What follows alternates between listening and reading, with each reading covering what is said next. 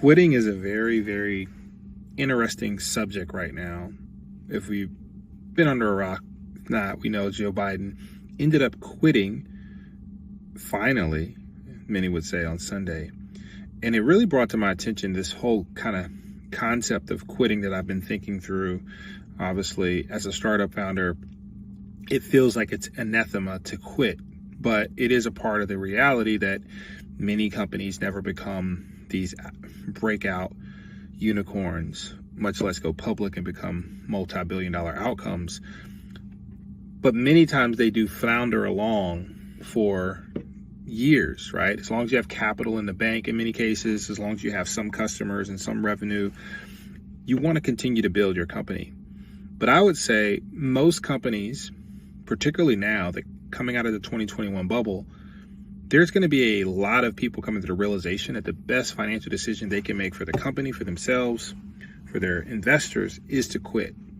And so it's always important to know when to quit, because timing is everything. I think the timing of Joe Biden quitting, turning out that it might have been a great time, because Kamala Harris has been able to raise a substantial amount of money. She's been able to get a substantial amount of support. Democrats who are waiting for this moment are now, in some cases, rushing to her support and endorsing her.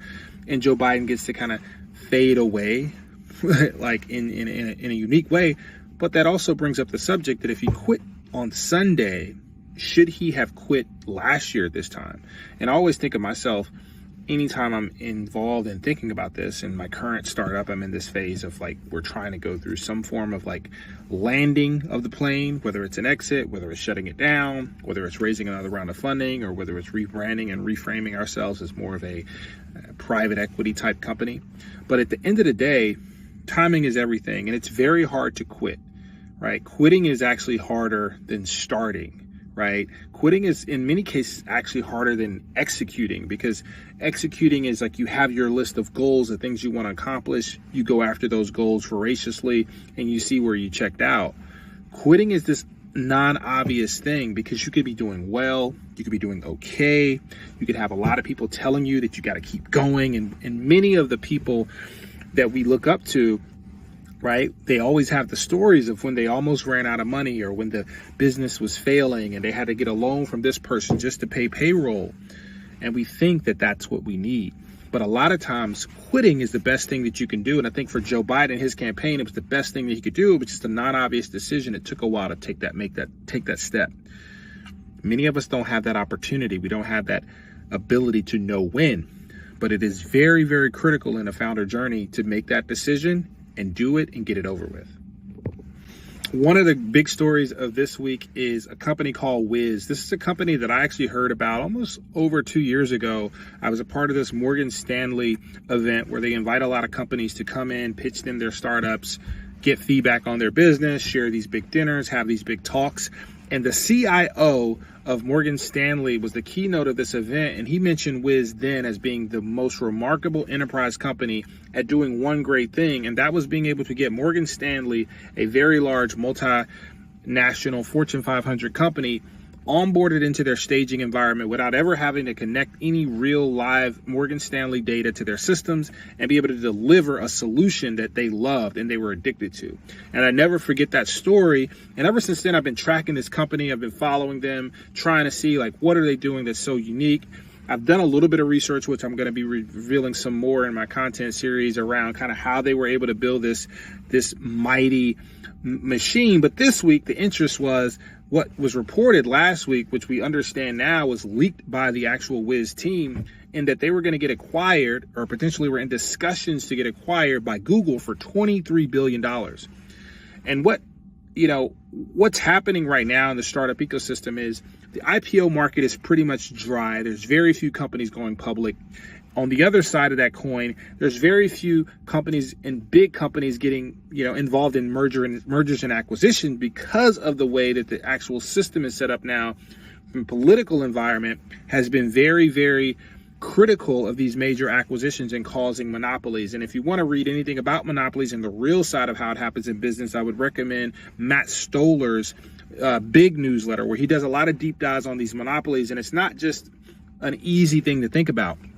Wiz is interesting because they're a security company, which is not the core piece of Google's business. But obviously, if Google Cloud is able to bring in a massive, fastly growing security company under their fold, they're going to be able to compete and contend with Amazon and Microsoft in a more aggressive way. The real story here is, though, how this news got out. The founder spoke to his team on yesterday, Monday, and said that we're not getting acquired. We're going to be a standalone, and a standalone company, and our goal is to be a publicly traded company by a certain timeline. What is understandable about this opportunity is he set the setting the valuation with Google is really critical. We saw that happening with another company called Figma, which Figma was going through their acquisition process for over $20 billion to Adobe. That got shut down, and then they ended up revaluing the company around, I think, $10 to $12 billion, and they got to keep the $1 billion breakup fee from Adobe.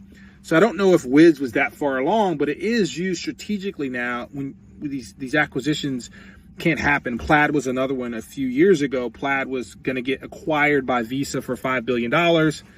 SEC said no, they shut it down. They end up raising at $15 billion not too long after. So what I would expect, and what I would expect from Wiz is they've looked at all of these types of scenarios. They looked at Figma, they looked at Plaid, they realized that leaking information that you're in discussions and you're having this conversation around a number, it doesn't necessarily hurt you, right? If you're a startup, because at the end of the day, you send out the back signal that, hey, Google wants to buy us for $23 billion. What other investor in the world is not going to be like, oh, well, this might be a great deal at, say, $20 billion or whatever, north of their last valuation. So it's a very, very unique toy or kind of like tool that I think a lot of founders are using to leverage and figure out if they're going to go raise more money, how can they utilize potential acquisition talks to leverage that, right? So it shows the strategy of the top founders and builders and deal makers and how they structure things and how they have these conversations to put themselves in a great position. So what I would suspect, and my big guess is that Wiz will eventually come out and say, hey, we're going to be raising money at $20 billion, maybe a little south of $23 billion, but somewhere in that $15 to $20 billion range, they're going to raise a lot of money. And I guarantee it's going to be oversubscribed. They're going to get enough capital and they're going to become a public company once the markets open back up. Another darling company to talk about this week is Harvey AI. Harvey AI is ironically a fairly controversial company. I think because they've been one of those companies that have been raising large amounts of money on a consistent basis. So back in July 3rd, they leaked that they're raising $100 million in funding. Today, July 23rd or July 24th, they're announcing that they actually ended up raising the money, and they announced it today on X. So there's a lot to be said about this company, right? Because they are, building an AI company at the application layer is a bit different than building an LLM model. But essentially, if you're building OpenAI or Anthropic, you're in a different world than if you're building a Harvey, right? So they ended up raising $100 million at a $1.5 billion valuation. They said that they actually tripled their AAR from December to now, implying that they're at a $30 million AAR number today, 2 years from founding.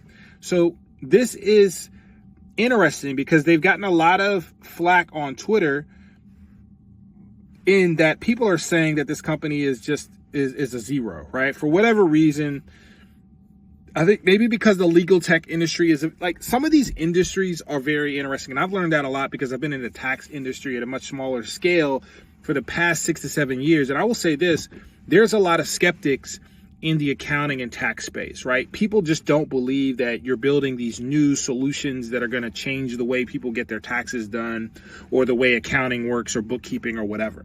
For whatever reason, people that really are in these industries, generally the accountants or the experts or the people that do the actual services, they really, really are skeptical of tech. And I think that's what's happening with Harvey, because Harvey is, in a 2-year time frame, going from saying we're taking OpenAI API and we're taking GPT and we're going to completely transform the legal industry.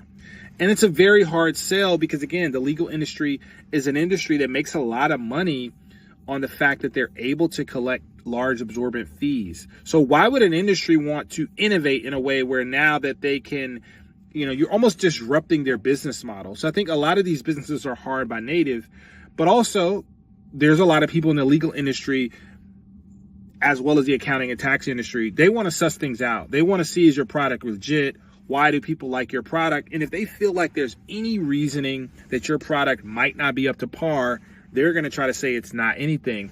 This is completely different, however, from how the venture capital markets work, right? So Harvey has become a darling to Sequoia primarily because Sequoia is, I believe, the lead investor in this company.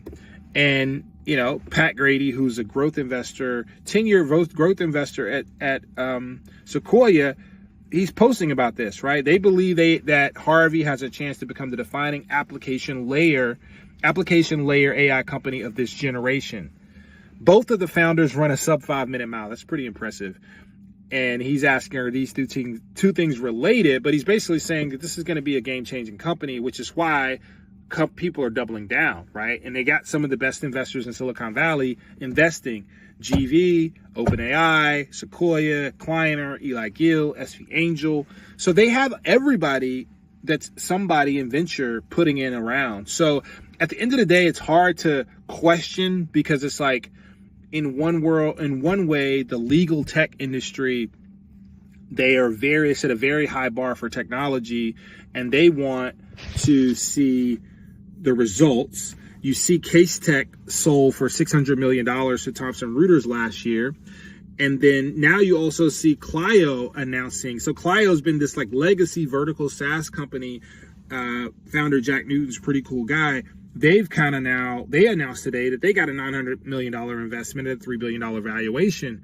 The largest venture investment in Canadian history. So there's a lot going on in the legal tech industry, so I'll spare you, but it's very interesting to kind of follow the tea leaves and see how this Harvey company performs over time.